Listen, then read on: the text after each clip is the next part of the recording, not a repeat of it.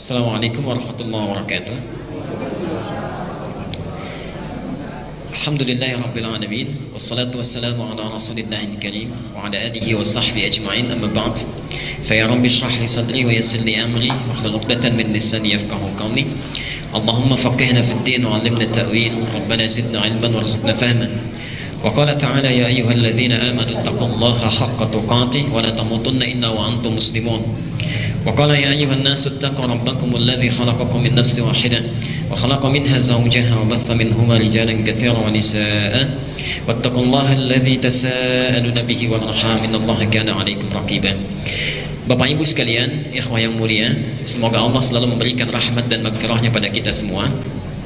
Kita awali pertemuan duha kali ini dengan bersyukur pada Allah Subhanahu wa taala. Alhamdulillah kita masih diberikan kesempatan, waktu dan diringankan langkah kita untuk hadir di majlis ilmu ini dalam rangka bertafaqquh fid din, memahami sebagian dari tuntunan agama Allah Subhanahu wa taala.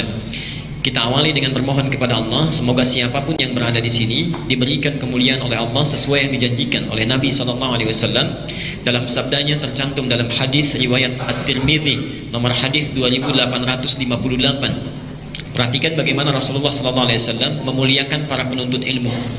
Man salaka tariqan yaltamisu fihi ilman sahhalallahu lahu tariqan ilal jannah.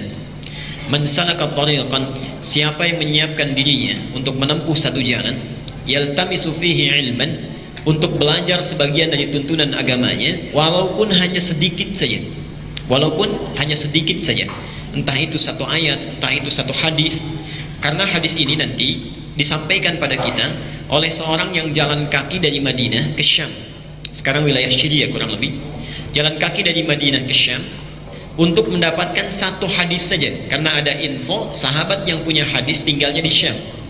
Beliau jalan kaki, belum ada kendaraan, belum ada mobil, belum ada motor, itu jalan kaki hanya untuk belajar mendapatkan satu hadis. Perhatikan apa yang disampaikan oleh Nabi, balasannya, sahhalallahu lahu tariqan ilal jannah, maka Allah akan ringankan, mudahkan langkahnya menuju surga. Bapak Ibu sekalian, ada dua makna yang besar di hadis ini. Yang pertama, itu motivasi kepada kita untuk selalu menambah wawasan dan ilmu kita dalam memperbaiki setiap kemampuan kita dalam menunaikan perintah agama. Dan ini motivasi yang sangat kuat. Orang yang tinggalnya jauh saja, jarak Madinah ke Syria, itu kalau pakai bis sehari semalam. Ini jalan kaki. Jalan kaki hanya untuk mendapatkan satu hadis. Antum sekarang yang tempatnya diletakkan di samping rumah kita, jauh pun ada kendaraannya. Kalau tidak sepeda ada motornya, kalau tidak motor ada mobilnya. Tidak ada bisa kita tempuh dengan cara yang lain.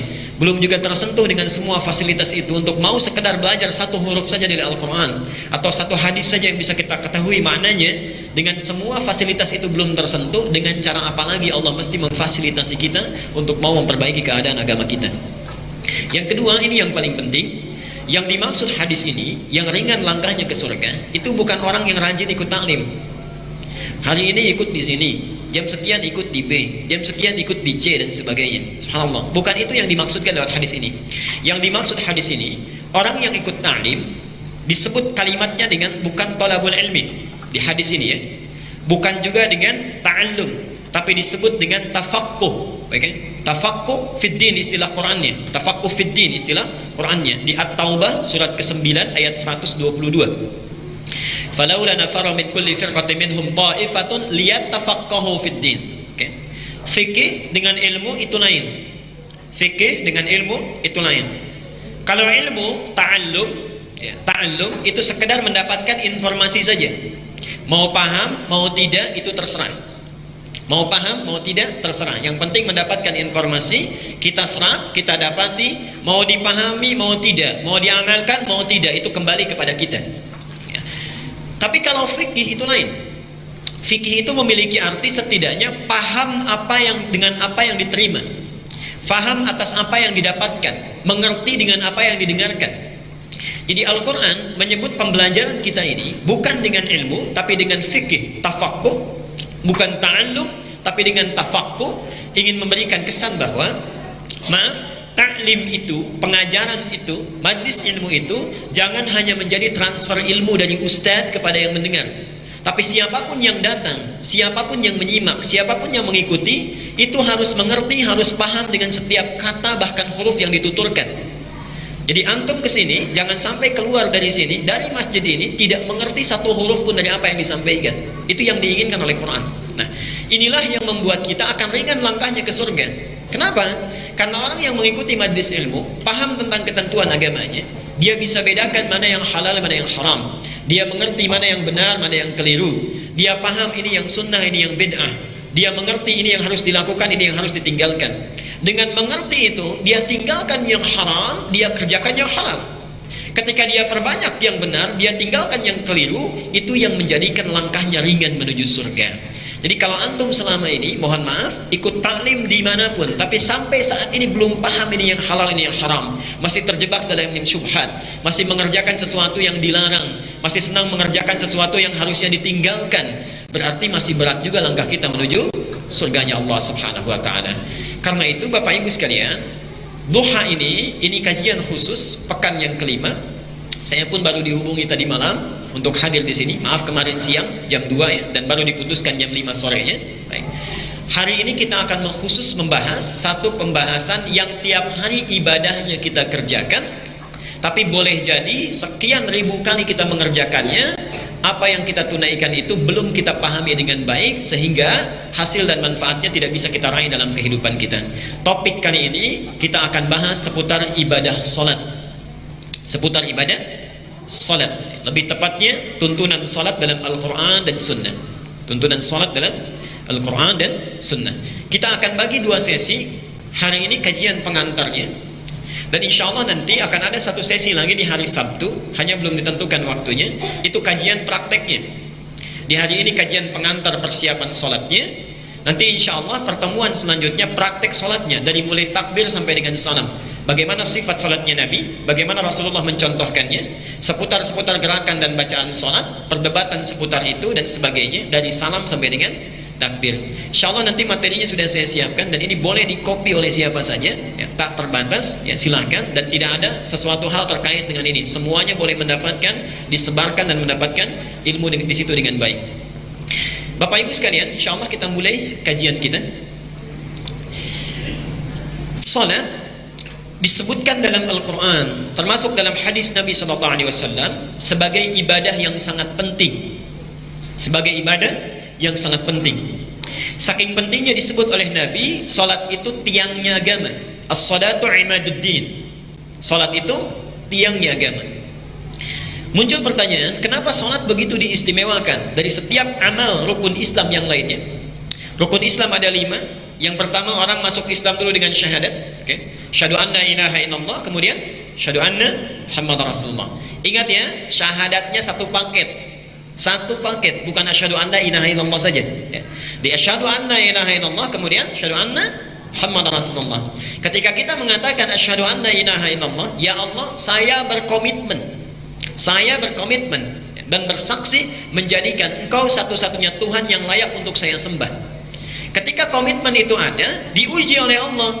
Saya ingin tahu sejauh mana komitmenmu. Diberikanlah kita tuntunan, diuji dengan menunaikan syariat namanya. Syariat itu tata cara ibadah kita, ya. Jadi ada akidah, ada syariat. Diuji satu dengan salat. Karena itu rukun Islam kedua apa? Salat. Diuji kemudian kedua dengan zakat. Diuji dengan puasa, diuji dengan haji dan umrahnya. Nah, sekarang ujian ini dicantumkan semuanya di Quran. Contoh, perintah salat pertama kali di Quran itu ada di Al-Baqarah ayat 43. Wa aqimus shalah wa atuz zakah warka'u ma'ar raki'in. Tadi tilawahnya saya dengar masih sudah sampai ayat 64 ya. Tadi barusan saya mau masuk itu sudah ayat 64. Di 43 itu perintah pertama untuk salat. Wa aqimus shalah, dan dirikanlah oleh kalian salat. Nah, Allah uji kita dengan salat. Sekarang kita tanya, mohon maaf, bagaimana caranya salat? Ada tidak cara takbir di Quran? Tidak ada. Ada tidak caranya ruku di dalam Al-Quran? Tidak ada. Karena itu syahadat yang pertama diikat oleh yang kedua, jadi paketnya, paket pelengkapnya. Wa asyhadu anna Muhammadar Rasulullah, dan saya berkomitmen bahwa Muhammad itu adalah utusan Allah Subhanahu wa Ta'ala yang fungsinya menerangkan tentang tugas-tugas wahyu. Artinya apa? Kalau Allah berikan perintah, ikuti bagaimana Rasulullah mengajarkannya. Bagaimana Rasulullah menuntunnya? Jelas ya? Karena itulah semua yang 4 turunan ini tidak mungkin kita lakukan kecuali sebagaimana Rasulullah menuntun dan mencontohkannya. Karena itu terkenal dalam istilah hadis kita, seorang yang menunaikan ibadah tanpa pernah diberikan tuntunan dan contoh dari Nabi, fahuwa mardudun, tertolak karena tidak sesuai dengan petunjuk Rasulullah SAW. Jelas sampai sini? Baik. Karena itu saking pentingnya mengikuti Nabi, langsung oleh Allah dimasukkan dalam ayat yang penting di Ali Imran surat ketiga ayat 31. Bahkan disebutkan mengikuti Nabi itu di antara bukti cinta kita kepada Allah Subhanahu wa taala. Qul in kuntum tuhibbunallaha fattabi'uni. Katakan Muhammad, kata Allah, jika kalian benar-benar mencintai Allah, qul in kuntum tuhibbunallah, jika kalian benar-benar mencintai Allah. Diawali dengan kata kuntum. Padahal Allah bisa mengatakan qul in tuhibbullaha. Tapi diawali dengan kuntum untuk menegaskan jika benar-benar cinta pada Allah. Karena ada orang yang mengatakan cinta saja tapi tidak komitmen dengan cintanya, tidak serius. Qul in kuntum tuhibbunallah, katakan jika kalian benar-benar mencintai Allah, fattabi'uni, maka ikutilah Rasulullah, ikuti aku, Nabi maksudnya. Bagaimana Nabi salatnya, bagaimana Nabi puasanya, bagaimana Nabi zakatnya, bagaimana Nabi haji dan umrahnya, begitu dalam setiap aktivitasnya. Ini bagian pertama. Dan yang kedua, lihat surat Yasin. Seringkali kita baca tapi seringkali tidak kita gali maknanya. Yuk ayat ketiganya, Yasin wal Qur'anil Hakim, innaka laminal mursalin. 3, innaka laminal mursalin. Apa fungsi yang ketiga ini? Ayat keempatnya, setelah innaka laminal mursalin ada siratim mustaqim. Muhammad, engkau rasul yang diutus, syahadu anna Muhammad Rasulullah, innaka laminal mursalin. Apa tujuan fungsi itu? Perhatikan kalimatnya, ala siratim mustaqim, engkau berada di dalam jalur yang tepat, yang lurus. Artinya orang yang mengikuti Nabi itu hidupnya akan mudah, akan lurus. Sebaliknya bila tidak sesuai dengan Nabi, maka kecenderungan hidup kita akan sulit dan tersesat dalam menjalani kehidupan kita. Jelas sampai sini? Nah, karena itu Bapak Ibu sekalian, apa hubungannya dengan sholat? Karena tadi disebutkan di dalam rukun Islam kita, semua tataran ibadah syariat itu harus sesuai dengan Nabi. Maka orang yang sholatnya tidak sesuai dengan tuntunan Rasulullah, tidak sesuai dengan petunjuk Al-Quran, kemungkinan besar tidak akan mendapatkan manfaat dari sholatnya, sehingga tetap kesulitan dialami dalam kehidupannya. Karena itu saya ingin antarkan dulu apa manfaat sholat yang bisa kita dapatkan dalam kehidupan di dunia, di alam barzah, dan nanti di akhirat saat kita dihisab oleh Allah Subhanahu wa taala. Bapak Ibu sekalian, di dalam Al-Quran setidaknya Allah menyampaikan langsung bahwa ada 5 hal. Sekali lagi, ada 5 hal yang akan diberikan oleh Allah pada orang yang sholat. Sekali lagi, ada 5 hal yang akan diberikan oleh Allah pada orang yang sholat, yang sholatnya ditunaikan sesuai dengan tuntunan Al-Quran dan Sunnah, yang sholatnya ditunaikan sesuai dengan ketentuan Al-Quran dan Sunnah. Yang 5 hal ini tidak akan mungkin diberikan pada orang yang tidak sholat. Sekali lagi, 5 hal ini tidak mungkin diberikan pada orang yang tidak sholat, atau orang yang sholat tapi sholatnya tidak sesuai dengan tuntunan Al-Quran dan Sunnah. Hati-hati ya. Jadi 5 hal ini tidak akan diberikan pada orang yang tidak sholat, atau orang yang sholat tapi sholatnya tidak sesuai dengan ketentuan Al-Quran dan Sunnah. Baik. Sekarang mari kita lihat apa saja yang 5 ini. Nomor 1 kata Al-Quran, dalilnya buka surah Al-Ankabut surat 29 ayat 45. Allah berjanji dalam ayat ini, di surat ini, surah 29 Al-Ankabut ayat 45. Perhatikan janji Allah di sini. Allah berjanji siapapun yang sholat dengan benar itu akan dijadikan sebagai orang yang berkepribadian baik. Singkatnya, orang sholat pasti baik. Inna sholata tanha 'anil fahsya'i wal munkar. Sungguh salat yang dilakukan dengan benar itu. Lihat kalimat Qur'annya ya. Saya tuliskan di sini kalimat Qur'annya. Jadi Bapak Ibu sekalian, di dalam bahasa Arab itu ada yang menggunakan alif lam, ada yang tidak menggunakan alif lam. Ya. Kalau dalam ilmu bahasa Arab disebut dengan nakirah dan ma'rifah. Ya. Salat gini. Oke. Ada yang pakai alif lam, as-salat. Perhatikan di sini.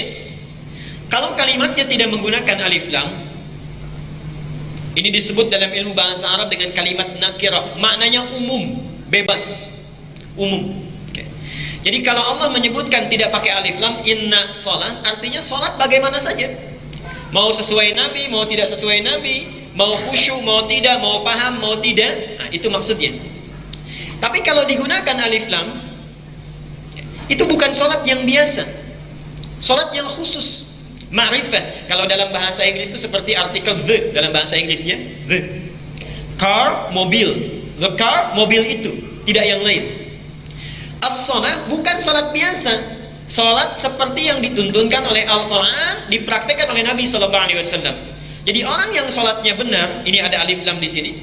Hati-hati, karena itu belajar ilmu Quran itu penting Pak Ibu ya. Kalau kita cuma baca terjemahan, ini tidak didapatkan. Bukan sholat biasa, sholat yang benar, dipelajari ilmunya dengan baik, itu pasti akan menjadikan satu orang ini pasti jadi orang baik. Sumber kejelekan yang menjadikan seseorang menjadi buruk perilakunya itu cuma dua, tidak ada yang lain.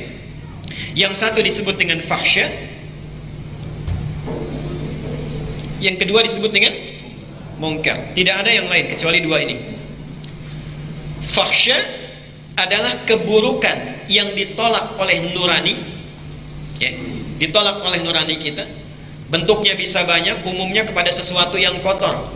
Gosip itu fahsya, gibah itu fahsya, pornografi itu fahsya, porno aksi itu fahsya, ya. Membicarakan hal-hal yang buruk itu fahsya.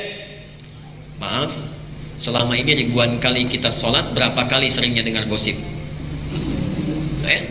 Orang sholat seharusnya menjauhkan dia dari fahsya. Kalau selama ini kita sholat tapi masih senang membicarakan orang lain, senang melihat kejelekan orang lain, senang mendengar tentang keburukan orang lain, berarti ada sesuatu yang belum sempurna dalam sholat kita. Jelas di sini?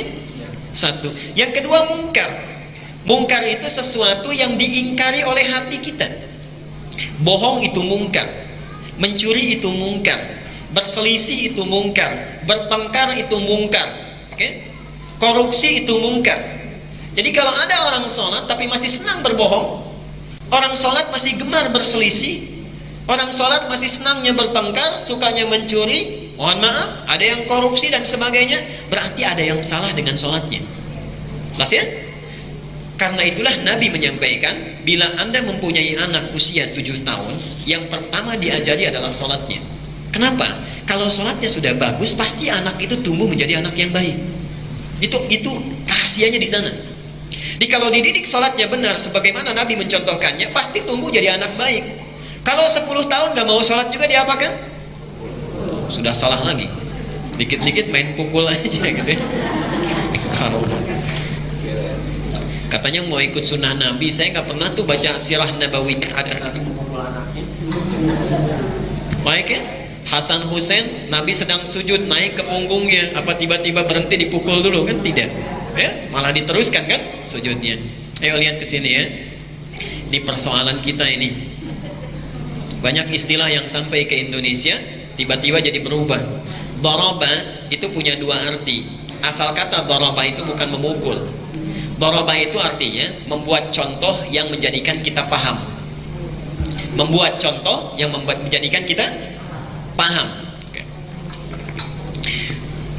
Al-Baqarah ayat 26. Ayo, yang bisa acungkan tangan. Kalau nggak bisa nunduk aja.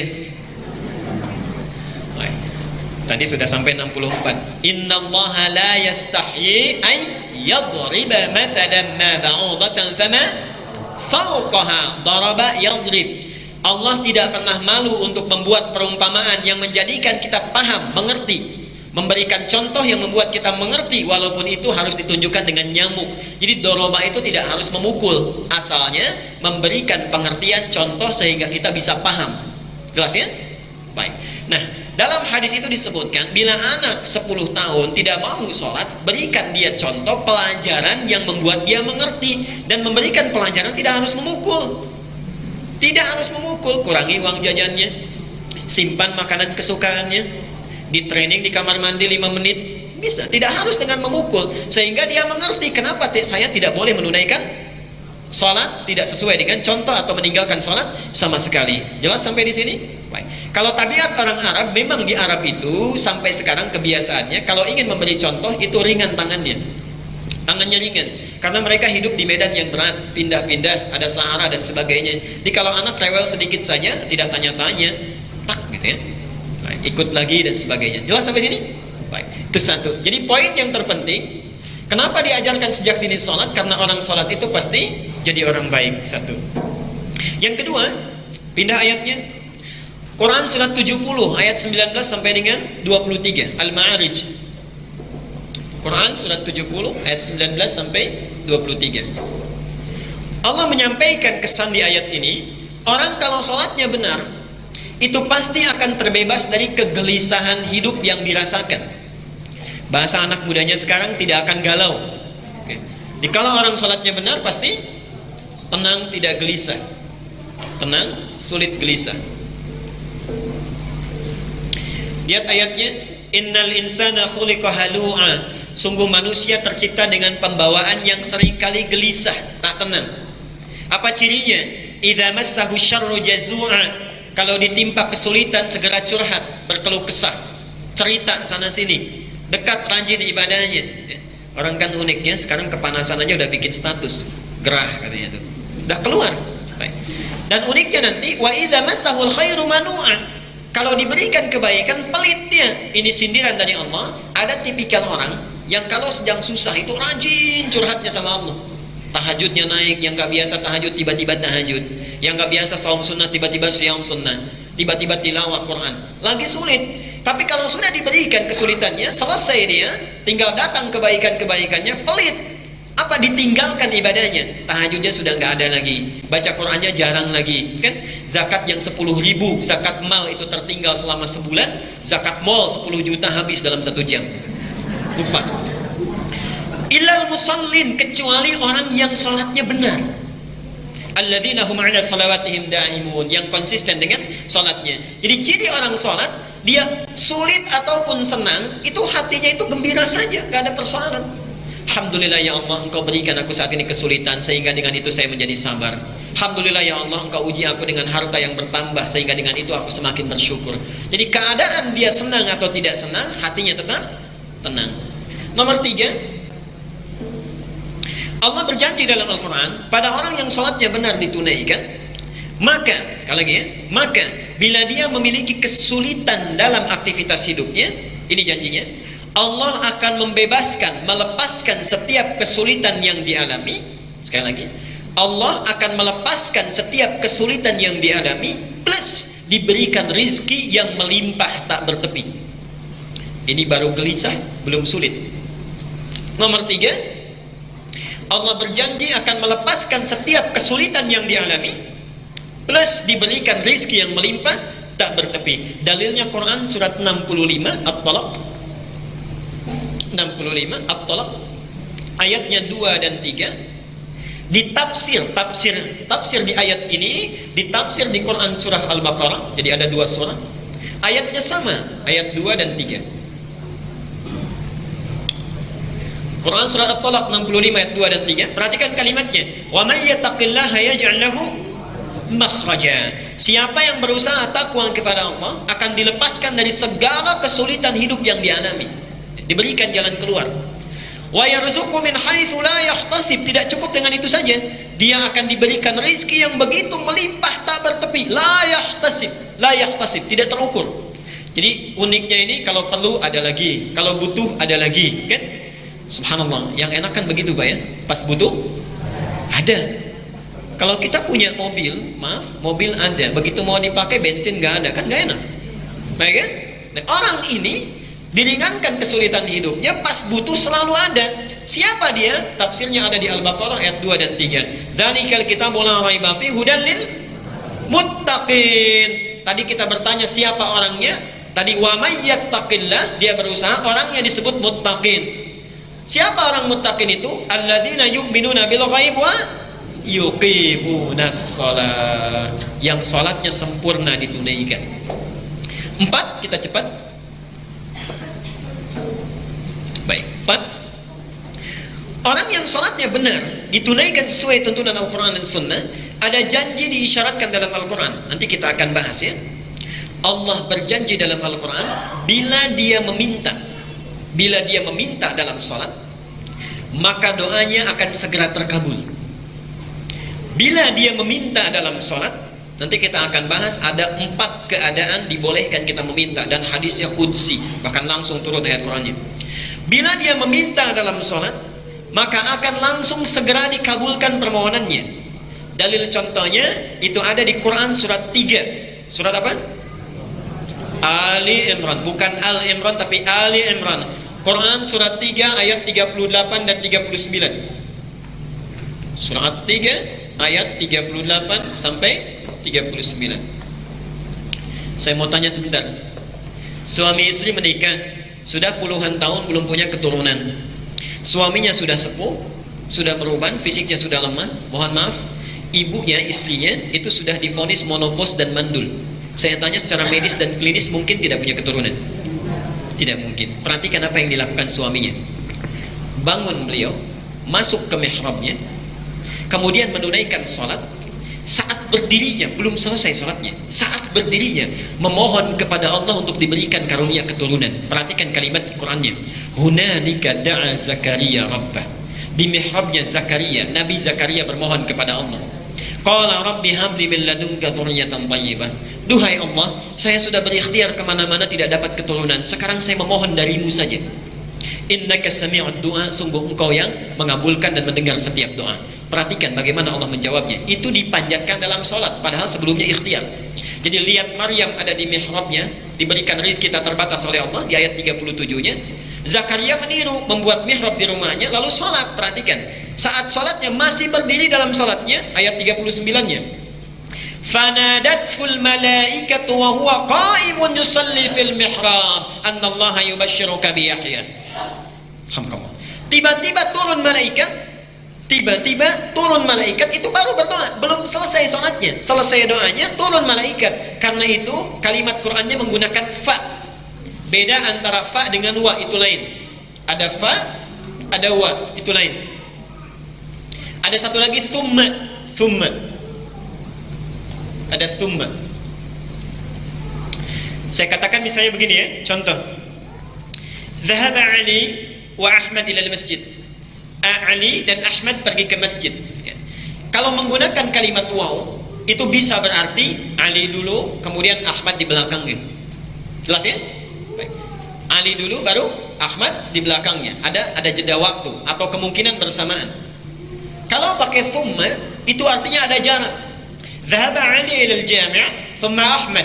Ali pergi ke masjid, kemudian Ahmad.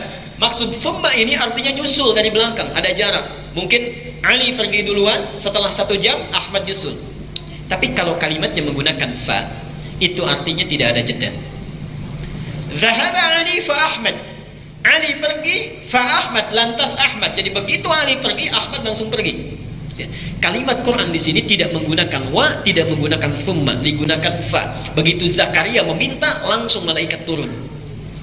Fanadatul malaikatu wa huwa qa'imun yusalli fil mihrab. Selesai dia berdoa, tiba-tiba malaikat langsung turun, Mikhail, menyampaikan kepadanya, dia menyeru, annallaha yubashshiruka bi Yahya. Subhanallah, Allah memberikan engkau berita gembira, engkau akan punya anak. Bukan sekedar anak, langsung namanya dari Allah, Yahya. Apa artinya Yahya? Hidup. Yang mustahil menurut manusia, lahir dari rahim perempuan yang monofos dan mandul, bayi yang hidup, kata Allah engkau hidup.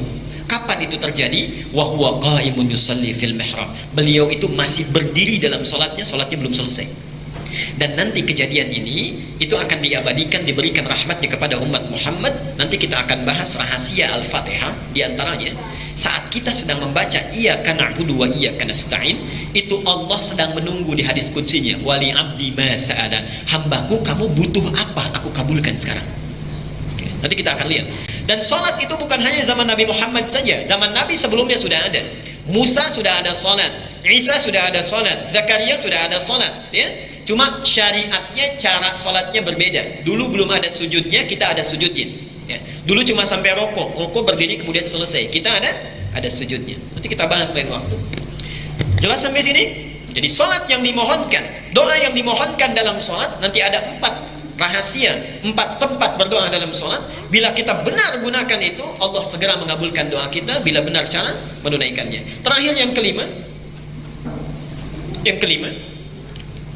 Allah berjanji di dalam Al-Quran, orang yang sholatnya benar ditunaikan sesuai dengan tuntunan Al-Quran dan Sunnah Nabi SAW, maka dijanjikan oleh Allah, bila dia, sekali lagi lihat ya, bila dia masih beraktivitas dalam pekerjaan, akan disukseskan pekerjaannya, dibahagiakan hidupnya. Sukses dan bahagia. Sukses dan bahagia. Dalilnya langsung surat ke-23. Surat apa? Al-Mu'minun. Quran surat 23 Al-Mu'minun ayat 1 dan 2. Baik. Qad aflahal mu'minun. Qad aflahal mu'minun. Sungguh jangan ragu, orang mukmin itu pasti sukses dan bahagia. Jadi di Quran itu ada kata fauz. Kalau fauz sukses saja, terulang 29 kali dalam Al-Quran. Yang kedua ada falah. Kalau falah dalam bahasa Inggris ini bukan happy tapi sukses. Oke. Falah. Qad aflahal mu'minun. Sungguh jangan ragu, jangan ragu. Orang mukmin itu kata Allah, kalau dia benar-benar beriman, pasti sukses dan bahagia. Jadi seharusnya setiap mukmin itu dia sukses dan bahagia. Awas ya, kata ini memberikan kesan bahwa dalam hidup ada orang yang cuma sukses saja tapi tidak bahagia. Saya saat tinggal di salah satu tempat, tidak perlu saya sebutkan, itu subhanallah banyak orang yang penghasilannya besar, ya, ada ratusan juta, ada miliaran dan sebagainya, tapi hidupnya nggak bahagia, tersiksa dengan pekerjaannya, tiap detik hampir selalu dengan pekerjaan, keluarga tidak terperhatikan, anak-anak terabaikan dan sebagainya. Dia sukses tapi tidak bahagia, kaya tapi gelisah. Sebaliknya ada orang-orang yang tinggal di pelosok desa. Oke. Subhanallah, saya kunjungi beberapa tempat di Indonesia. Itu ada Bapak Ibu sekalian, satu daerah yang penghasilannya itu cuma 5.000 sebulan. 5.000 sebulan. Bayangkan. Tapi uniknya, 5.000 ini mereka masih bisa iuran untuk bangun masjid. Sekarang jadi musola. Maaf, dulunya musola, sekarang jadi masjid. 5.000 ini masih bisa iuran untuk bangun musola, sekarang jadi masjid. 5.000 sebulan. Dan hidupnya luar biasa. Kalau mereka ingin bandeng, ada bandeng. Ingin mangga, musim mangga, ada mangga. Jadi ada aja dan tidak pernah mengeluh, jarang mengeluh. Jadi barangkali hidupnya bahagia, menurut orang tidak terlalu sukses. Bahagia tapi miskin misal. Saya berikan satu pertanyaannya, pilih, nggak ada yang ketiga. Ingin kaya tapi gelisah atau miskin tapi tenang? Nggak ada yang ketiga.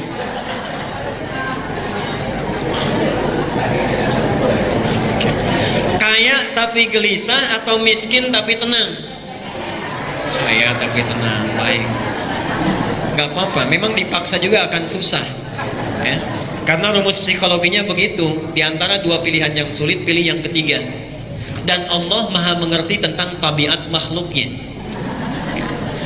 Karena itu diturunkan satu ibadah yang bila dilakukan dengan benar, Quran mengatakan qad itu harus yakin, jangan ragu. Dia akan sukses, bahagia, dia kaya sekaligus tenang. Apa itu? Alladzina hum fi salatihim khashi'un, ayat keduanya. Karena itu khusus untuk para ayah, perhatikan ya. Satu-satunya kalimat yang dalam ibadah diulang-ulang 5 kali sehari untuk mengingatkan, itu cuma sholat. Tadi apa? Qad aflahal. Lihat kalimat falah ini diperdengarkan kepada kita 5 kali dalam sehari. Dalam azan itu setelah hayya 'alas shalah apa? Hayya 'alal falah. Allah sudah mengingatkan, ayo sini sholat, kamu akan sukses dan bahagia. Tapi kadang-kadang kita nggak yakin. Coba saya tanya ya, kalau Bapak misalnya sedang sibuk ini, ada proyek ditangani 5 miliar, tiba-tiba azan, diteruskan proyeknya atau sholat dulu? Atau Ibu nggak usah jauh-jauh, Ibu sedang ada informasi di Grand Mall diskon 95%, dipanggil sholat, diteruskan ke sana atau sholat dulu? Nggak yakin saya. Kita nggak yakin. Padahal Allah mengatakan harus yakin. Qad aflahal mu'minun. Hayya 'alas 'alas shalah, hayya 'alal falah. Karena itu dinamakan dengan azan. Apa artinya azan? Tuh, sudah keliru lagi.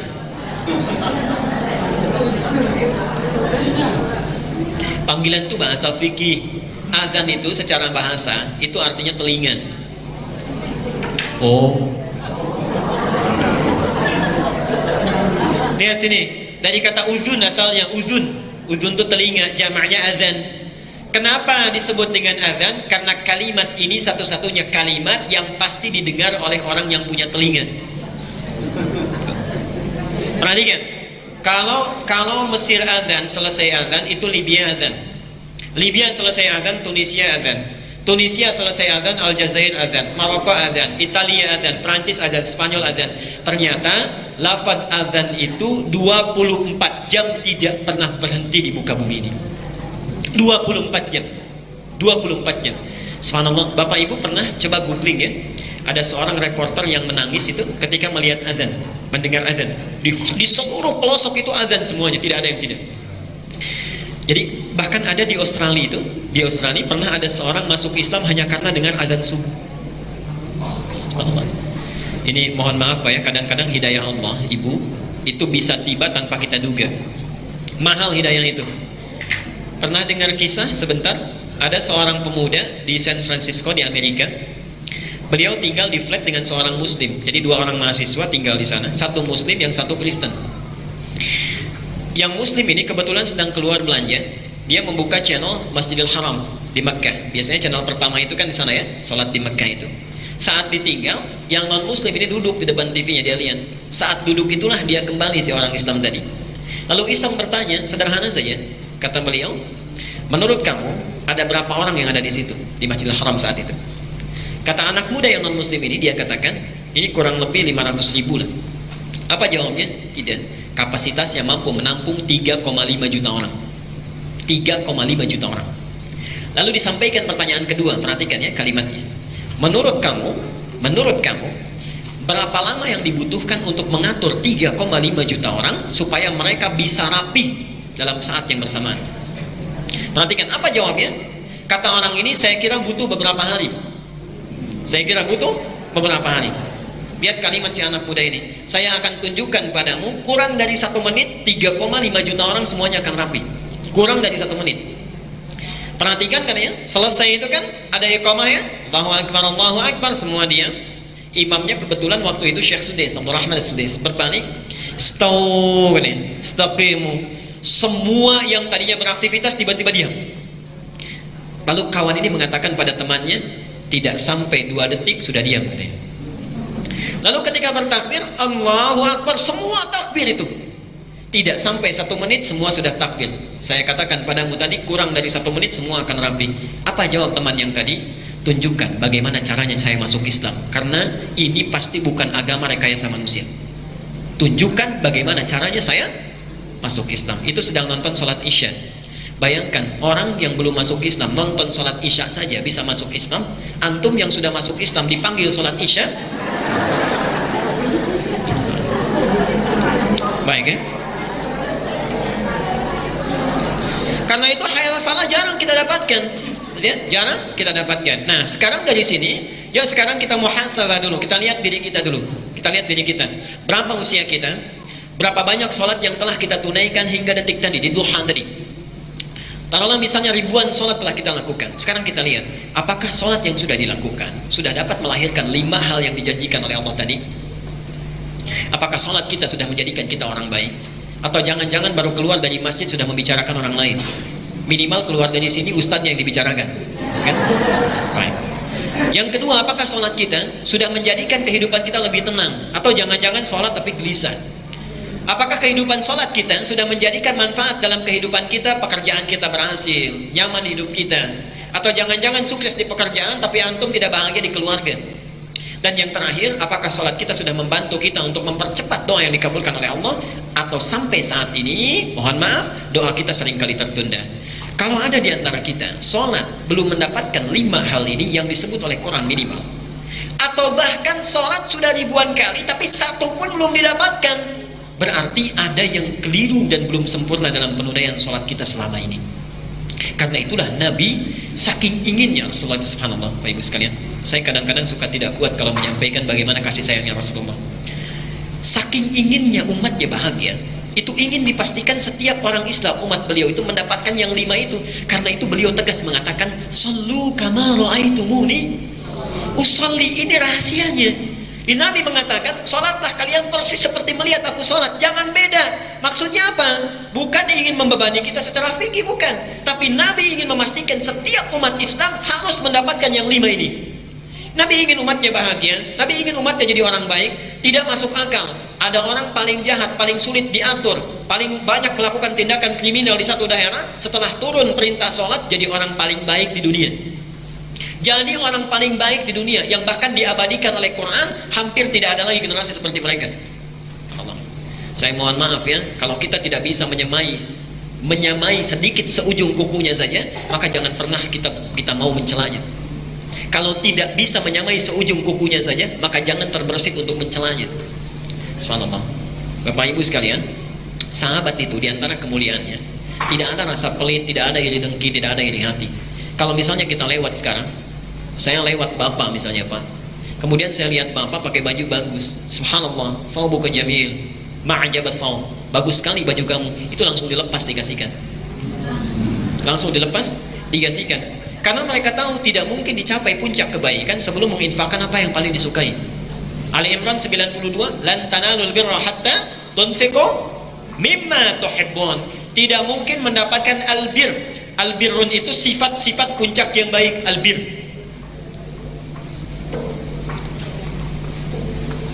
Sifat-sifat yang baik. Kalau albirun ini sudah didapati melekat dalam diri seseorang, berubah namanya dari birun menjadi mabrur. Dari sini ada istilah haji. Jadi haji mabrur itu adalah haji yang setelah dilakukan melahirkan kebaikan-kebaikan yang sebelumnya tidak didapati. Nah, ada cara di Quran, perhatikan caranya. Saya tawarkan, ada cara di Quran, perhatikan ya. Coba kalau saya berikan 2 tawaran. 1, Bapak Ibu haji tapi belum tentu mabrur. Atau pilih yang kedua, tidak haji, insya Allah sudah pasti mabrur.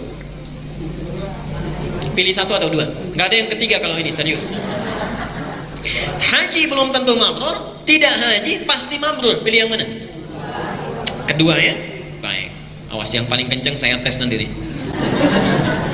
Lan tanalul birra.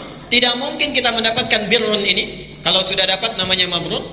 Hatta tunfiqu mimma tuhibbun. Sampai bisa menginfakkan apa yang paling dicintai. Tadi saya contohkan untuk mendapatkan birrun ini menjadi mabrur, sahabat itu diantara kemuliaannya dipuji dia berikan. Tadi yang paling kencang nanti saya tes keluar, Pak bagus sekali mobilnya tuh.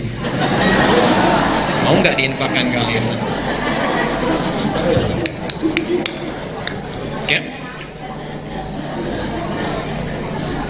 Hari Sabtu kemarin ada yang pegang handphone dimajukan untuk merekam. Siap. Ketika saya tawarkan, siap diinfakkan, punya kantor Ustaz.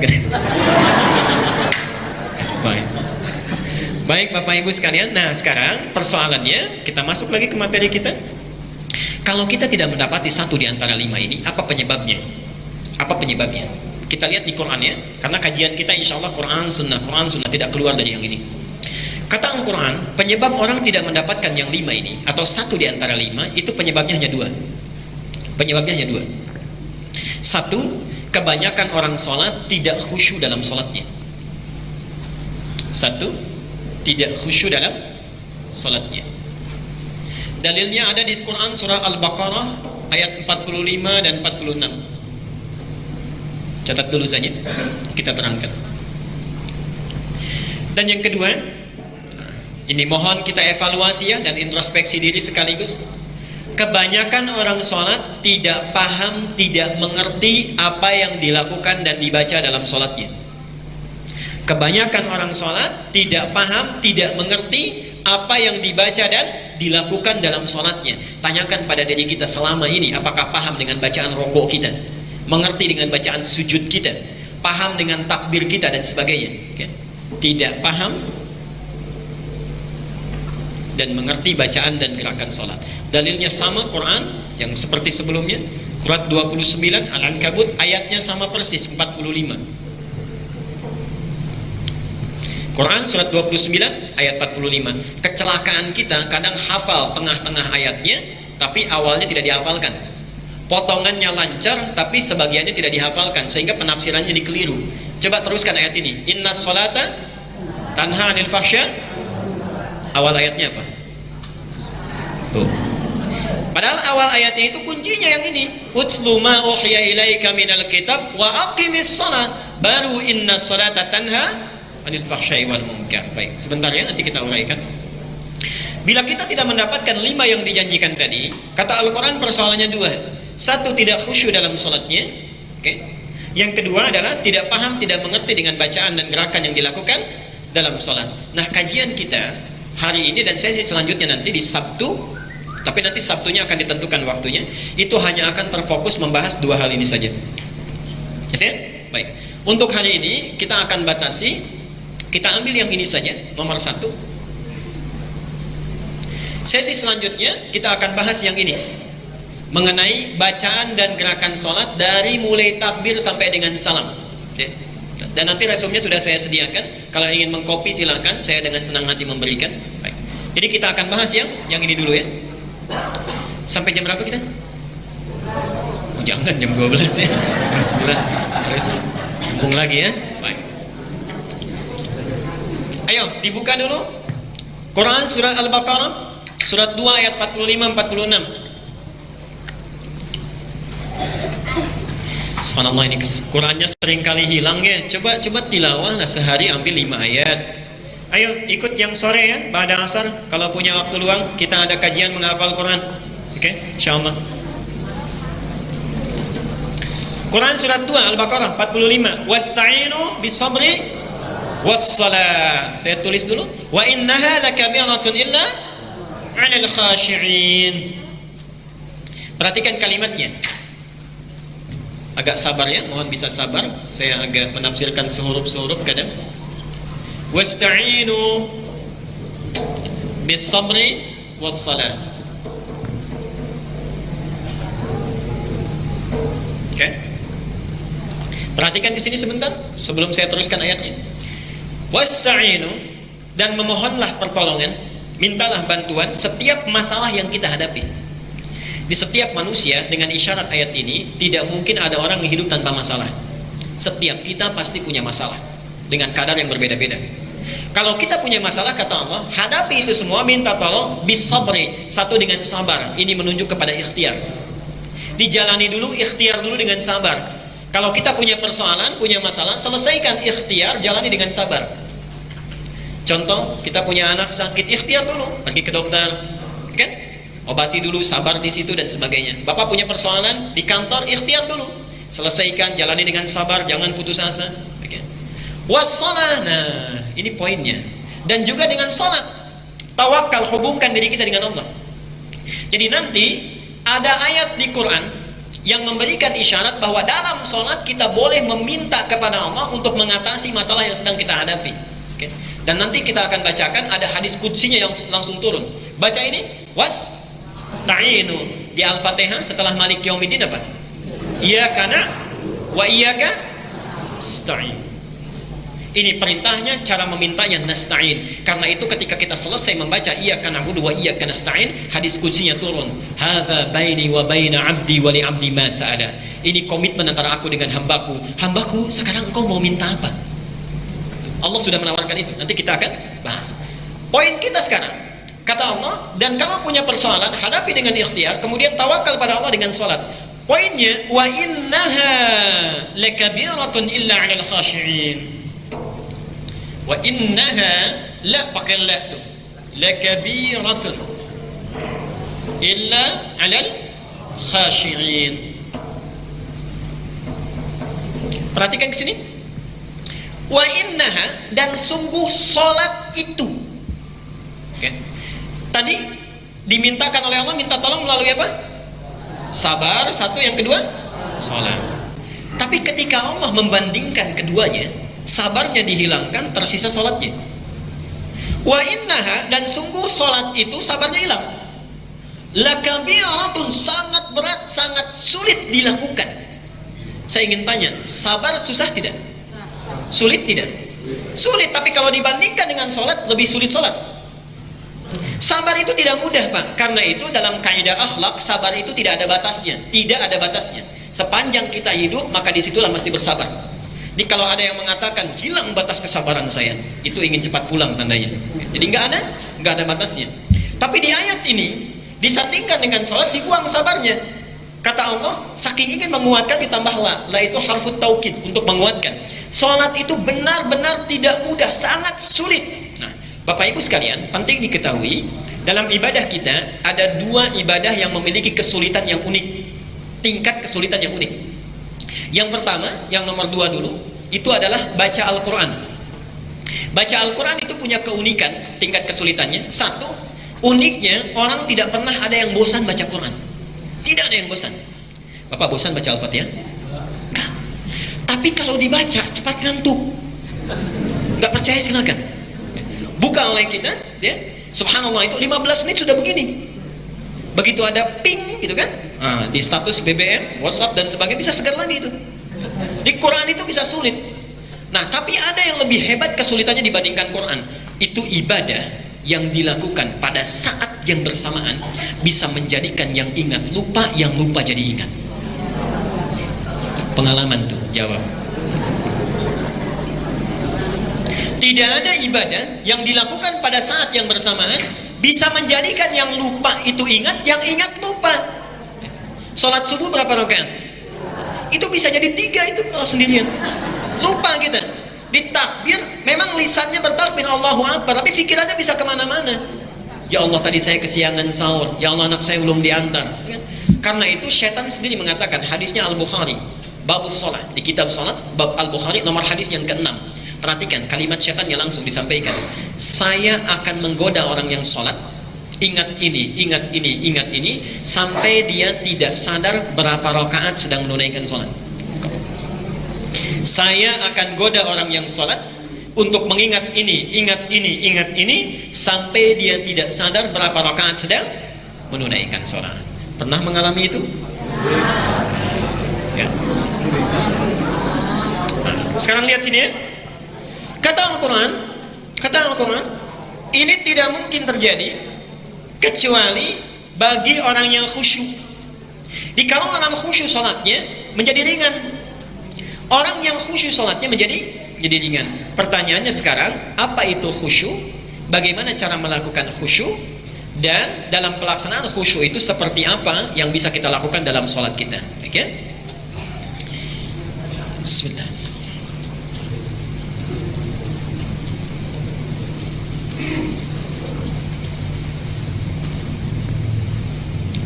Kenapa tidak ada yang mencari pahala ya? Why? Bapak tahu keutamaannya berbuat baik di bulan Ramadan? Baik ya. Hadisnya qudsi, Kitabus Siyam Al-Bukhari, nomor hadis ketiga dari Abu Hurairah. Perhatikan potongan kalimat hadisnya. As-siyamu li wa ana ajzi bihi. As-siyamu li wa ana ajzi bihi. Puasa itu hanya ditujukan untukku dan aku yang langsung memberikan pahalanya. Belum selesai sampai di situ hadisnya. Perhatikan. Wal hasanatu bi asyri amsalihha. Setiap kebaikan yang dilakukan oleh orang yang puasa, aku gandakan 10 kali lipat dibanding hari yang lainnya. Dibanding hari lainnya. Di kalau antum misalnya melakukan kebaikan, misal baca Quran berapa pahalanya satu huruf? 10. Alif lam mim misalnya. Alif ini 10. Oke, misal hitung-hitungan saja. Kalau Ramadan dilakukan kali lagi 10. Jadi berapa? 100. Jadi kalau di bulan Ramadan nggak ada yang baca Quran cuma sehuruf saja, itu keterlaluan. Sudah dinaikkan gitu kan, pahalanya nggak mau baca, itu keterlaluan. Oke? Karena itu sepanjang ada peluang kebaikan, cepat lakukan, digandakan 10 kebaikan. Jadi kalau bapak cuma ngehapus sebelum Ramadan itu cuma 1. Ya? Subhanallah. Baik. Kemarin ada yang sampai 3 kali gitu ya menghapusnya itu. Ya, teruskan dulu. Khusyuk. Khusyuk.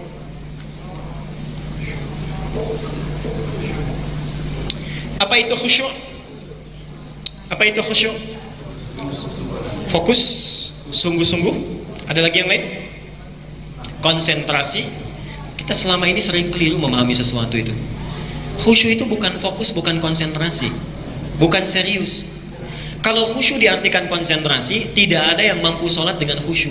Bahkan Nabi pun tidak akan khusyuk. Karena pernah satu kali Rasulullah sujud, Hasan Husain naik ke pundaknya. Karena tahu Hasan Husain itu naik, dilamakan sujudnya sengaja untuk menyamankan mereka bermain. Kalau khusyuk diartikan fokus, konsentrasi, berarti Nabi saat itu sedang tidak konsen. Jelas ya? Baik. Nah, khusyuk itu bukan fokus, bukan konsentrasi. Khusyuk itu diterjemahkan dalam bahasa Arabnya dengan arti at-tawadhu' wal khudu' atau al-khudu' wat tawadhu'. Al-khudu' wat tawadhu'. Sudah bertambah kosakata bahasa Arabnya? Kosakatanya sudah bertambah? Ingat setiap pertemuan dengan saya selalu ada kosakata ya? Insyaallah. Ayo malu pada anak-anak di Arab tuh, kecil-kecil sudah bisa bahasa Arab. Antum sudah 60 tahun juga masih belum bisa aja. Ya. Teruskan dulu, bagaimana paham Quran? Al-khudu' wat tawadhu'. Al-khudu' itu artinya kepasrahan total. Pasrahan total. Khudu'. Wat tawadhu', tawadhu' itu kerendahan hati. Jadi khusyuk itu adalah kepasrahan jiwa dan raga secara total yang disertai dengan sifat kerendahan hati.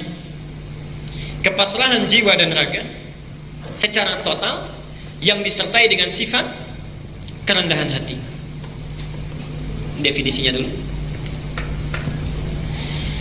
Bagaimana dalam hal prakteknya?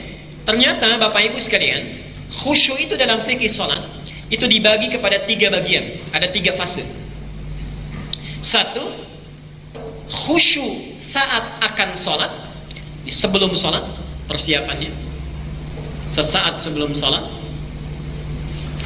Yang kedua, khusyuk saat salat. Dan yang ketiga, pasca salat atau setelah salat, sesaat setelah salat. Kepasrahan jiwa dan raga secara total yang disertai dengan kerendahan hati ditunjukkan dengan 3 fase ini: sebelum salat, saat salat, dan pasca salat. Kita akan fokus pada yang ini dulu. Ternyata sebagian orang memahami khusyuk itu hanya sebatas saat salat. Tapi nas-nas Al-Quran dan hadis Nabi SAW menunjukkan kepada kita ternyata proses khusyuk itu dimulai sejak saat akan salat. Dimulai sejak saat akan salat. Bagaimana petunjuk yang pertama? Lihat ayat 46-nya. Al-Baqarah tadi ayat 45 dan 46-nya.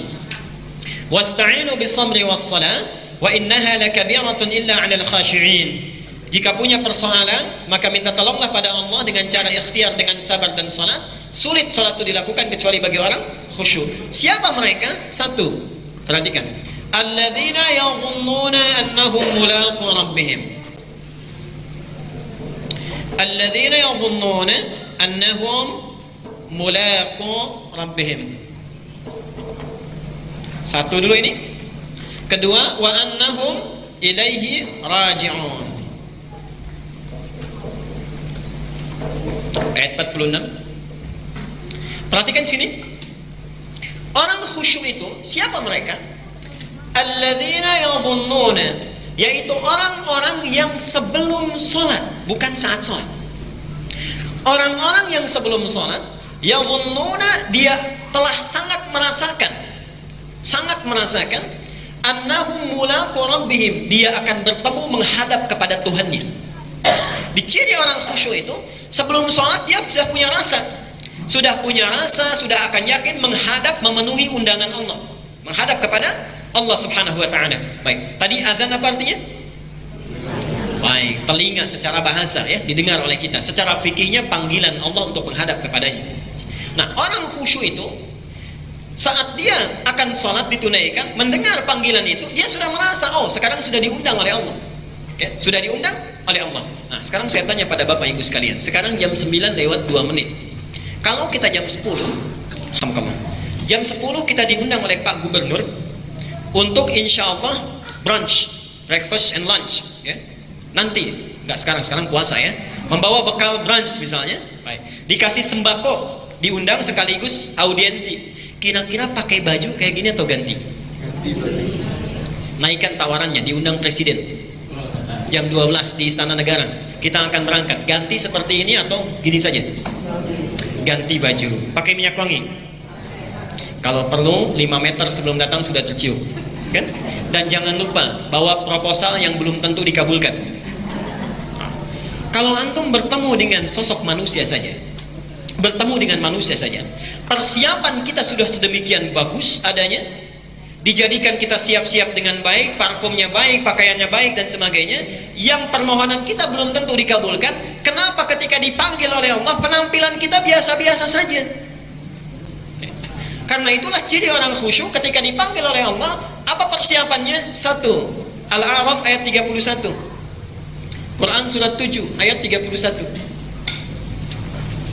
Ya bani Adam khudhu zinatakum 'inda kulli masjid. Wahai anak cucu Adam, setiap engkau mau ke masjid, dalam konteks ini mau salat, setiap mau salat kenakan pakaian terbaikmu. Khudhu zinatakum, subhanallah, diundang Allah. Diundang Allah. Diundang oleh Allah, akan dikabulkan permintaan kita, dimaafkan kalau salah, diampuni kalau berdosa, dan subhanallah sehari minimal diundang 5 kali. Ada nggak bupati ngundang kita sehari 5 kali? Nggak ada. Allah mengundang kita sehari 5 kali, ingin mengabulkan setiap permohonan kita, ingin memaafkan kita, mengampuni setiap dosa kita. Hadisnya berlaku, salat antara satu dengan yang lainnya bisa menjadi kafarat antara dosa-dosa yang dilakukan di antara itu. Hadis riwayat Muslim nomor hadis 233. Jelas di situ. Okay. Sekarang kita sudah diundang, kata Al-Quran langsung ini, setiap memenuhi undangan Allah, ya bani Adam, wahai anak cucu Adam, khudhu zinatakum, kenakan pakaian terbaikmu, inda kulli masjid, setiap akan memenuhi undangan Allah subhanahu wa ta'ala, khususnya di masjid. Jelas sampai sini? Jadi orang khusyuk itu dari pakaiannya udah kelihatan. Kalau bapak tidak percaya, ibu tidak percaya, silahkan mulai keluar dari sini, saat akan sholat zuhur, penampilan kita bedakan. Antum pakaiannya ganti dengan bagus, kenakan minyak wangi yang baik misalnya, itu akan lain sholatnya. Ya Allah, saya katakan akan lain sholatnya. Rasakan akan bertemu dengan Allah subhanahu wa ta'ala. Saya kalau pulang dari sini hari Ahad, lewat ke satu tempat tuh seringkali menangis Pak Ibu. Orang untuk musyrik saja di hari Ahad, itu pakaiannya bagus-bagus, pakai batik, ibunya pakai kebaya, anaknya dibawain mainan, dikuncir tua, dikepang jalan-jalan kan, itu mau musyrik. Antum sudah diberikan nikmat Islam, sudah dekat dengan Allah, dipanggil penampilan biasa-biasa saja. Kadang-kadang maaf ya, main bola dengan sholat pakaiannya sama, jalan-jalan dengan sholat pakaiannya sama, kadang-kadang bergambar, malaikatnya juga bingung, di depan Sule, belakang Ayu Ting Ting, gimana maunya tuh. Subhanallah, mohon maaf ya. Jadi ingin memberi gambaran kita itu tidak adil. Kalau meminta ingin cepat, tapi kalau dipanggil begitu-gitu saja. Karena itu penampilan itu terkait erat dengan doa. Nanti di Al-Baqarah 186 itu kata Allah, doa itu seharusnya kalau diminta langsung dikabulkan. Wa idza sa'alaka 'ibadi 'anni fa inni qarib. Kalau hambaku mencari-cari aku sangat dekat. Biasanya kalau orang cari Allah ingin apa? Punya kebutuhan. Makanya langsung ayatnya, ujibu da'watad da'i idza da'ani. Kalau dia punya kebutuhan, saat minta langsung dikabulkan. Pertanyaannya, kenapa kita kalau meminta jarang sekali kadang-kadang langsung dikabulkan? Falyastajibuli. Syarat kalau ingin cepat dikabulkan doa, respon seruan Allah dengan cara terbaik.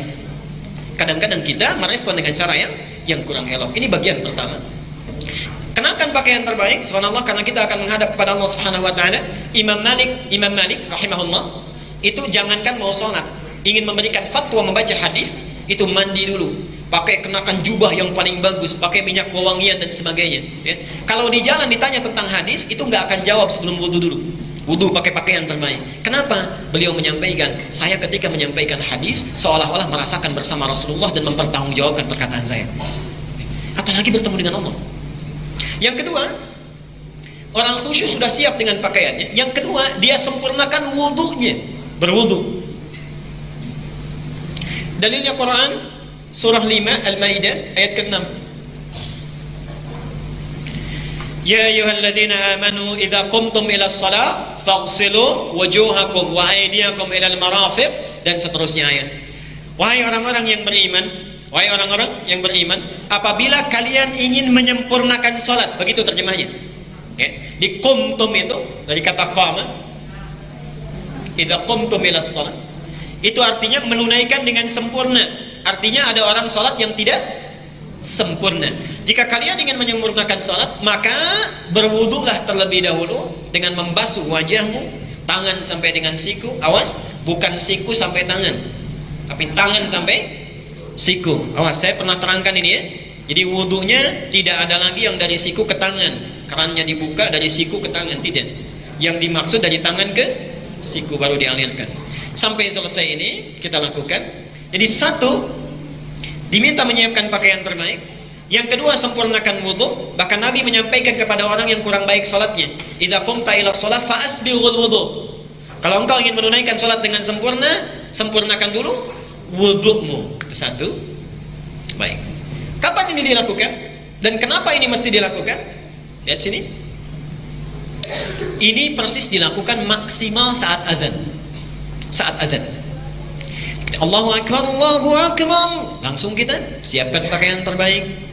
Kemudian wudu kita sempurnakan dengan baik. Kapan dilakukan? Saat azan. Jadi coba saling bekerja sama ya ibu bapak sekalian. Bagi ayah yang di kantor pulang, kadang-kadang kan suka lupa sholat demikian saja. Ya ibunya yang menyiapkan pakaiannya. Sholat terkait erat dengan kebahagiaan. Yakin pada saya kalau anak benar sholatnya itu akan terbuka kecerdasannya. Kadang-kadang orang tua lupa, pulang dari sekolah pakaian seperti itu saja. Bapak ibu siapkan pakaian terbaiknya, bimbing wudunya dan sebagainya. Satu ini, scan dulu. Baik. Kenapa ini penting dilakukan? Karena kita akan berjumpa dengan Allah, menghadap kepada Allah. Kemudian, nah ini kaitannya.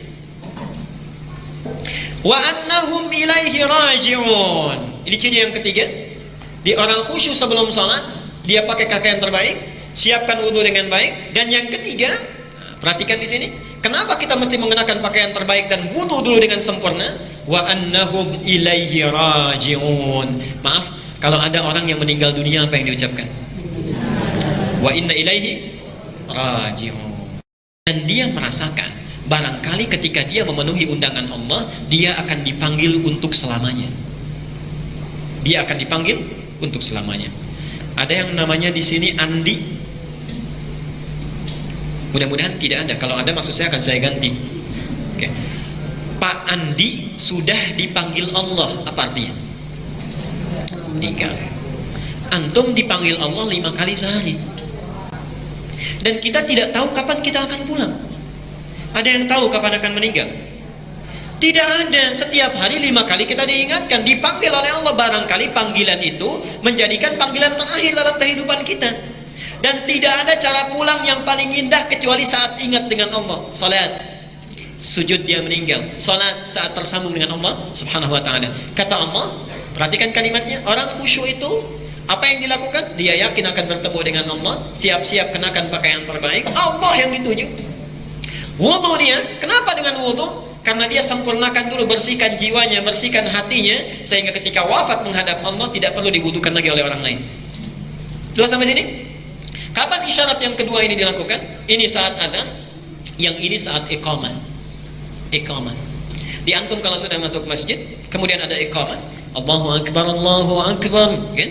Nah itu maksudnya, hadirkan diri kita, bersiap menghadap Allah, dan rasakan barangkali ini sholat terakhir saya, mungkin saya pulang. Jelas sampai sini? Kalau orang sudah melakukan tahapan ini, itu insya Allah hatinya tersambung dengan Allah. Lahir kepasrahan, lahir ketundukan, bersiap. Coba antum ingat-ingat berapa dosa yang dibawa sebelum sholat. Barangkali diwafatkan dosa kita masih banyak. Karena itu nanti kita akan bahas kenapa kita membaca Allahumma ba'id baini wa baina khataya ya. Itu nanti rumusnya dibaca sambil merasakan kesalahan apa yang kita bawa sebelum sholat. Nanti kita akan bahas itu. Jelas sampai sini? Baik. Jadi intinya setiap akan sholat persiapkan 2 hal ini. Alhamdulillah. Mungkin kita akan pulang, lalu setiap akan mulai sholat dipanggil melalui iqamah, rasakan ini, kemudian imam langsung mengingatkan kembali kepada kita. Perhatikan bagaimana imam mengingatkan. Imam berbalik, kemudian melakukan 3 hal. Awas ya, fikih imam di sini penting. 3 hal yang dilakukan oleh imam. 1, melihat siapa yang sholat. Melihat siapa yang sholat. Dengan melihat ini, dia akan memetakan surat apa yang bisa dibaca, umumnya bisa memenuhi kepentingan makmum. Kadang ada orang yang transit kan, kadang ada orang yang tidak kuat berdiri lama dan sebagainya, dipilih ayat yang sesuai dengan umumnya makmum. Hati-hati ini, bukan hanya sekedar balik istau istaqimu balik lagi, tidak. Lihat barangkali ada yang buru-buru tidak kuat berdiri, dari situ dipilih surat yang sesuai. Satu itu. Yang kedua, memimpin menunjukkan supaya barisan itu rapi dan lurus. Maksudnya rapi, lurus. Dan yang ketiga, mengingatkan kekhusyuan makmum ketika akan sholat. Mengingatkan kekhusyuan makmum ketika akan sholat. Semua isyarat ini tidak ada lafaz khususnya, tidak ada lafaz khususnya kecuali isyarat umum saja yang dimintakan oleh Al-Quran dan Sunnah Nabi SAW. Jadi tidak usah pakai bahasa-bahasa yang khusus, karena tidak ada yang khusus. Di Arab pun bahasanya beda-beda. Dan tidak mesti pakai bahasa Arab, tidak mesti pakai bahasa Arab, sekalipun boleh ditegaskan dengan kalimat Arabnya. Contoh, sering ya, istaqimu fala takhtalifu fakhtalafat qulubukum. Paham gak? Kan? Makanya gak ngerti, biasa aja gitu. Ada yang pegang handphone, ada yang baca SMS dulu, ada yang lihat kan. Coba yang kedua, Bapak Ibu mohon rapatkan, luruskan safnya, tenangkan hati kita, khusyukkan, barangkali ini sholat terakhir kita. Enak pertama, enak yang kedua. Kenapa? Ngerti. Itu pentingnya belajar hadis. Jadi tidak semua itu harus menggunakan bahasa yang khusus. Sepanjang isyaratnya umum, boleh dengan bahasa kita. Di Arab pun macam-macam sekarang. Subhanallah, saya terakhir itu di sana, bahkan di sebagian di Makkah, di Masjid bin Baz, wilayah Aziziyah, setelah Mahbas Jin itu. Saat kami sholat di sana, itu imamnya berbalik. Istaqimu, akhfilun naqal, ij'al al-ittisal ma'al khaliq, wa la taj'al al-ittisal ma'al makhluq, katanya. Sebagian kawan tuh mencatat, dikira hadis. Pulang ke Indonesia disampaikan itu. Bapak Ibu tahu terjemahannya. Rapatkan, luruskan, tolong matikan handphone. Jadikan hubungan itu dengan sang khalik, jangan tersambung dengan makhluk. Zaman Nabi ada handphone gak? Gak ada. Oke. Disilakan berbalik, rasakan itu, kemudian tegaskan. Setelah kita mengucapkan khusyukkan, baru boleh istaqim. Balik. Jelas sampai sini? Baik. Alhamdulillah. Tiba saatnya Bapak Ibu mempraktekkan. Jadi kalau kita akan menunaikan sholat lagi, kalau kita ingin khusyuk mulai saat ini, persiapkan pakaian terbaik kita. Jadi pulang dari sini, zuhur pakai apa? Pakaian terbaik, baiknya. Yang kedua, siapkan wudhu dengan sempurna. Saya telah pelajarkan ini, telah ajarkan tentang fikih wudhu. Ustadz yang lain telah menyempurnakan. Pelajari, sempurnakan itu dan rasakan saat berwudhu, mungkin kita pulang. Dan terakhir, saat akan sholat kita menghadap kepada Allah Subhanahu Wa Taala, rasakan barangkali kita akan berpulang kepadanya. Hari ini mohon maaf saya tangguhkan dulu pertanyaannya ya, karena saya agak buru-buru. Nanti simpan di sesi selanjutnya. Nah, tapi saya akan teruskan dulu dengan satu hal yang sangat penting. Lanjutkan dulu sebentar tentang menyusun saf dalam sholat. Ini yang paling penting ya. Lihat ke sini. Ini saya majukan bagian pertama. Setelah semua siap, kan kita berdiri ya. Berdiri menghadap ke arah kiblat. Perhatikan ini. Tolong lihat ke layar di sini. Bapak Ibu sekalian, mohon dipastikan. Insya Allah saya nggak akan menulis Pak, jadi nggak dihapus pun nggak apa-apa. Mohon maaf Pak ya, nggak apa-apa. Supaya terus dicatat. Jazakallah khair. Insya Allah sesuatu amal yang direncanakan tertulis satu pahala. Kalau dilakukan bertambah satu pahala. Insya Allah tidak ada ikhlas-ikhlasannya. Berdiri, perhatikan. Ada dua urutan di sini. Satu lihat bagian bawah, kedua bagian atas. Rapatkan, luruskan. Yang dirapatkan dan diluruskan itu bukan kaki bagian depan, tapi tumit kaki bagian belakang. Mohon bisa 3 orang berdiri di depan sini, boleh? Siapa saja, barangkali yang muda-muda. Bapak, alhamdulillah paling banyak bapak pahalanya hari ini. Sebelah sana Pak, supaya lebih senggang. 1 orang, 2 orang, 3 orang. Jazakallah khair. Kiblatnya ke sana Pak, hadapnya ke sana. Geser sedikit ke sebelah sana. Sekarang mohon Pak, rapatkan, luruskan. Perhatikan Bapak Ibu sekalian. Nah, Nabi SAW itu membuat garis dengan pedang di belakang. Dibuat garis dengan pedang, lalu minta pada para sahabat, rapatkan, luruskan. Ingat, meniru sunnah itu harus dengan cerdas. Tidak ada ceritanya imam, oh sunnah Nabi bawa pedang, bawa golok di garis dulu, tidak ya. Ini sudah ada garisnya, masjid. Di karpet ini lihat garisnya, bagian belakang. Nah, yang dirapatkan, diluruskan, itu kaki bagian belakangnya, tumitnya. Lihat ke bawah Pak, bukan depannya. Sekarang Pak, tolong luruskan dulu kaki bagian depannya. Kaki bagian depan, jari-jarinya luruskan. Sudah? Lurus ya? Ibu bapak perhatikan sekarang. Sekarang yang lurus depannya, punggungnya lurus gak? Bergelombang ya, sampai sana. Maaf karena ini tidak sampai. Bergelombang. Sekarang rapatkan, luruskan bagian belakang, Pak. Bagian belakang. Lihat ke bawah, garis di bawah tuh. Luruskan, segaris. Sudah lebih lurus? Lebih lurus ya dibandingkan yang tadi. Kenapa bisa demikian? Karena ukuran kaki bisa macam-macam. 35, 36, 37. Kalau yang depan diluruskan itu gak akan sama. Tapi kalau tumit diluruskan bagian belakang, hasilnya seperti itu. Dan bahu pun akan sejajar. Jelas sampai sini? Baik, itu bagian yang pertama. Sekarang lihat bagaimana cara berdiri yang baik. Memang tidak ada ketentuan khususnya. Tidak ada ketentuan khususnya. Di hadis hanya disebutkan wastaqbilil qiblah, wastaqbilil qiblah. Dalam riwayat lain tsumastaqbilil qiblah, menghadap ke arah kiblat. Jadi kalau kita berdiri begini pun sudah sepenuhnya ke kiblat, ini dipandang sudah menghadap kiblat. Tapi sebagian ulama punya ijtihad yang sangat baik sekali. Sebaiknya kaki kita kalau bisa depan dengan belakang tuh diluruskan gini. Oke, depan dengan belakang diluruskan. Jadi kadang-kadang kan kalau kita berdiri depannya bengkok ya, kanan kiri begini, belakangnya lurus ya. Baik. Jadi membentuk garis seperti ini. Nah, itu dipandang sah menghadap kiblat, tapi yang terbaik kalau bisa depannya lurus, belakang lurus. Sekarang lihat. Pak, mohon maaf, ikuti saya, kakinya begini, Pak. Kakinya begini. Rapatkan. Lihat ke sini. Bagian yang pertama, lihat ke bawah. Ada celah nggak? Ada ya? Ada celah di sini ya? Baik. Ketika terlihat celah di sini, hadis Bukhari-nya berlaku. Saya akan menggoda orang yang sholat sampai tidak ingat berapa rakaat dia sedang menunaikan sholat. Setan itu sekecil apapun celahnya dia akan masuk. Jelas ya? Nah, sekarang Pak ikuti saya, rapatkan, lurus depan belakangnya, lurus dan rapatkan. Maaf ya, saya perbaiki, lurus. Baik. Nanti berdirinya akan kita ajarkan Sabtu yang akan datang. Ada celah nggak? Tidak ada celah sama sekali. Kelihatannya enak, rapi, lurus, dan tidak ada celah. Dan nanti kita akan pelajari bagaimana cara berdirinya supaya takbirnya juga nyaman. Di posisi sholat kalau benar hasilnya begini. Lurus, bahunya sejajar, enak, tidak ada celah, dan rasa sholatnya akan lain, kayaknya enak gitu. Ya. Jelas sampai sini? Baik. Sebentar Pak, duduk di sini saja sebentar. Sekarang lihat ke sini supaya tidak capek Pak, di situ dulu saja. Jazakallahu khair. Tolong dicatat DKM Masjid 3 pertama ini dapat buku yang pertama nanti insyaallah. Ya, itu asli Pak insyaallah. Belum insyaallah.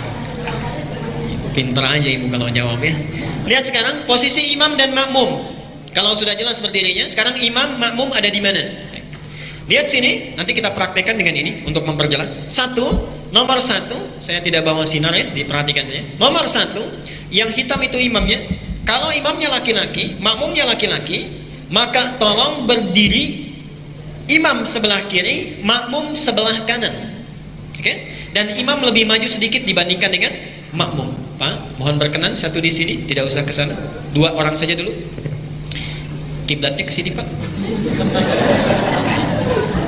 Kalau ke sana sedang Piala Dunia. Maju sedikit Bapak. Nah, baik, sedikit. Kacamata mau dipakai mau dilepas Pak. Ingat kita sedang sholat. Baik, perhatikan ke sini. Ini imam, ini makmum. Tidak usah ada jarak, dempet saja. Tidak usah ada jarak, dempet saja ya. Sebagian ada yang mengatakan jarak 1 kepalan tangan. Tapi hadisnya mengatakan, sebentar Pak. Hadisnya mengatakan, kalaupun ada celah setan masuk. Khusus untuk laki-laki dan laki-laki, maka ini imam, ini makmum, imam sedikit lebih maju. Itu sudah saya sebutkan hadisnya apa, kemudian juga dalilnya apa, terjemahnya apa. Jelas sampai sini? Baik, nanti bisa dikopi. Kalau muncul satu lagi atau 2 orang lagi, lihat nomor 2. Imam 1 orang, makmum 3 orang misalnya, 2 orang atau lebih. Bapak maju. Pak, mohon berkenan. 1 lagi, 3 orang supaya sesuai dengan gambar. 1 orang lagi. Tidak ada yang mau punya buku. Alhamdulillah, Pak keduluan. Geser sini Pak. Terserah Bapak mau kemana, terserah, silakan. Nah, sudah? Baik, Bapak Ibu tolong perhatikan. Imam di sini 1. Bagaimana posisi makmum? Maka membentuk keseimbangan. Oke. 1 di belakang berdiri, Ini berdiri di kanan, ini berdiri di kiri. Kalau datang lagi misalnya satu orang, silahkan, siapa? Bapak, silahkan Mbak De, mau kemana? Jazakallah khair. Beliau kesini karena paling dekat. Oke. Yang paling utama ke kanan dulu, Pak. Oke, kanan dulu. Bapak. Jazakallah khair. Baik ya. Datang satu lagi, siapa? Silakan Pak. Baik. Kalau salah nggak dapat buku. Gini ya, sudah jelas? Ada ke kanan, ada ke kiri. Nah begini seterusnya. Jadi buat keseimbangan. Kanan, kiri sampai seimbang. Jadi jangan ke kanan saja, jangan ke kiri saja. Dan yang paling keliru kalau kita menyendiri, tiba-tiba di pojok sendirian. Awas ya, itu tidak dihitung jamaah. Yang memisahkan diri dari jamaah tidak dihitung dengan jamaah. Jelas sampai sini? Baik. Pak, tolong semuanya duduk di sini saja supaya tidak capek. Sekarang posisi nomor 3. Ibu, tolong fokus para ibu. Tidak usah memberi contoh ya. Tapi insya Allah kalau ada buku lebih nanti dikasih. Nomor 3, imamnya perempuan. Maaf, imamnya laki-laki, makmumnya perempuan.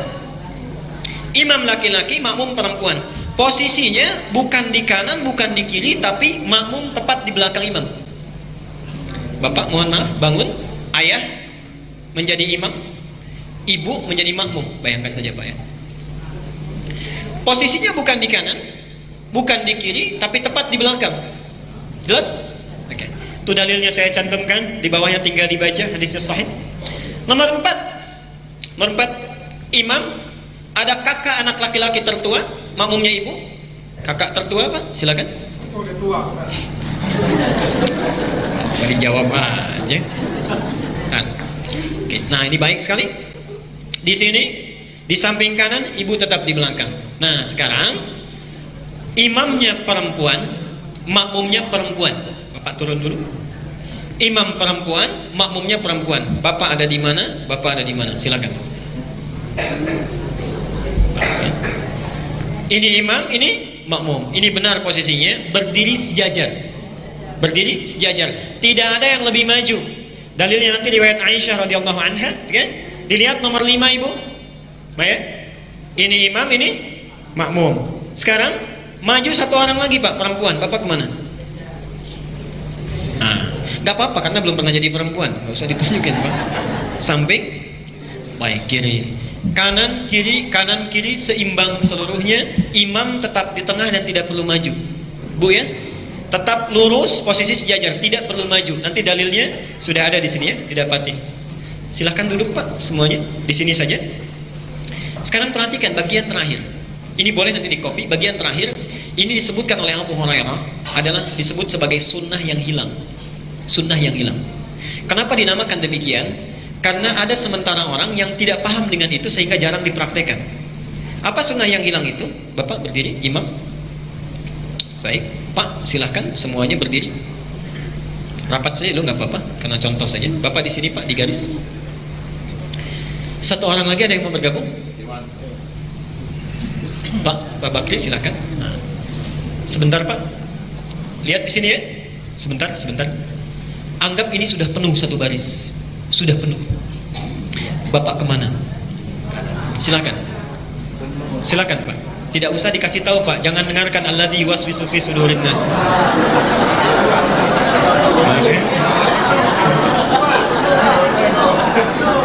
Pak, di sana sudah penuh Pak. Baik. Ini sudah penuh satu baris. Bapak ke belakang. Ini sudah tepat, tapi ada satu sunnah yang jarang dipraktikkan. Kalau ini sudah penuh, Bapak cuma sendirian, maka diantara sunnah terbaik, lihat, tepuk yang ini. Oke? Baik. Bapak nggak usah balik karena sedang sholat. Tepuk. Saat ditepuk, Bapak mundur. Rapatkan di sini Pak. Baik. Bapak bergeser. Jelas ya? Setelah ini bergeser, ada masuk satu lagi, baru masuknya ke sana. Yang kosong. Jelas sampai di sini? Ini sunnah yang jarang dipraktekkan, tapi saya sarankan sekalipun dipraktekkan hanya bagi orang yang telah tahu fikihnya. Oke? Karena pernah kejadian di satu negara itu praktek sunnah. Jadi ini ditepuk, begitu ini mundur, dia yang maju ke sini. Itu pernah rame itu ya. Baik, tolong dicatat Pak, nanti didaftarkannya pada Ustadz Yusuf supaya dicatat. Silakan Pak, boleh duduk di tempat masing-masing. Allahumma shalli ala Muhammad.